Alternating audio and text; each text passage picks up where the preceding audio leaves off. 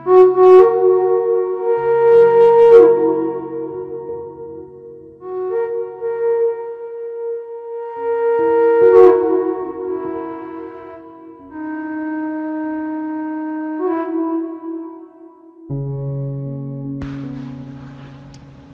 जय श्री राधे सभी को।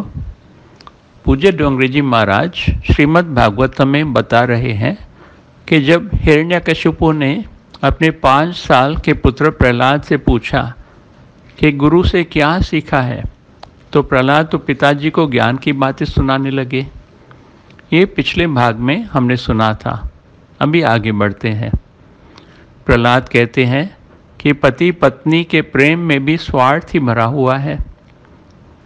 सास बहू से चेतावन देती है कि बेटे को जन्म देना होगा, नहीं तो तुम्हें घर से निकाला जाएगा।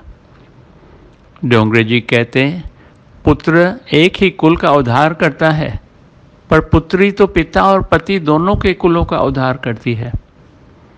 दुर्भाग्य से यदि पत्नी बीमार पड़ जाए तो पति थोड़ा खर्च कर देगा, 2-4 वर्ष प्रतीक्षा भी करेगा। फिर भी उसकी बीमारी न ठीक हो पाई तो वह ठाकुर जी से मनौती रखेगा कि इसका कुछ हो जाए तो अच्छा है।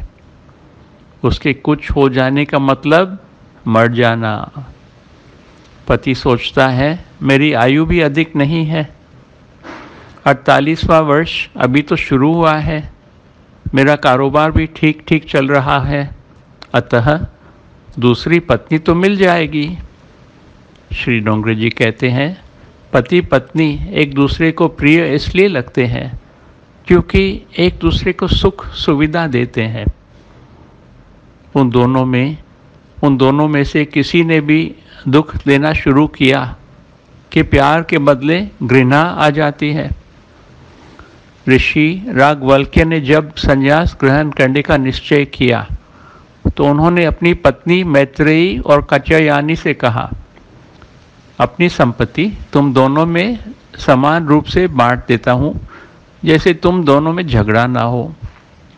मैत्रेयी ब्रह्मवादिनी थी और उन्होंने कहा, इस धन संपत्ति से मुझे ना तो मोक्ष मिलेगा ना तो अमर हो जाऊंगी, आप पूरा धन कात्यायनी को ही दे दीजिए। याज्ञवल्क्य जी प्रसन्न हुए और मैत्रेयी को ब्रह्म विद्या का उपदेश दिया और मोक्ष का सही मार्ग बताया। याज्ञवल्क्य जी कहते हैं, हे मैत्रेयी, अपने स्वयं के सुख के कारण ही घर, पुत्र, पत्नी आदि प्रिय लगते हैं।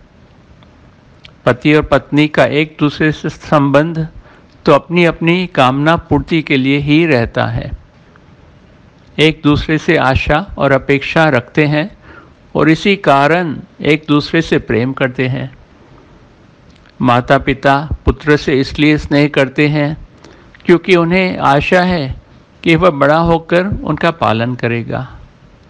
याज्ञवल्क्य जी कहते हैं, मनुष्य कभी मनुष्य के साथ प्रेम नहीं करता। मनुष्य कभी मनुष्य के साथ प्रेम नहीं करता। बस ये जो प्रेम दिखता है वो अपने स्वार्थ के कारण ही मनुष्य करता है। इस बात को गंभीरता से सोचना होगा हम सबको। जय जय श्री राधे।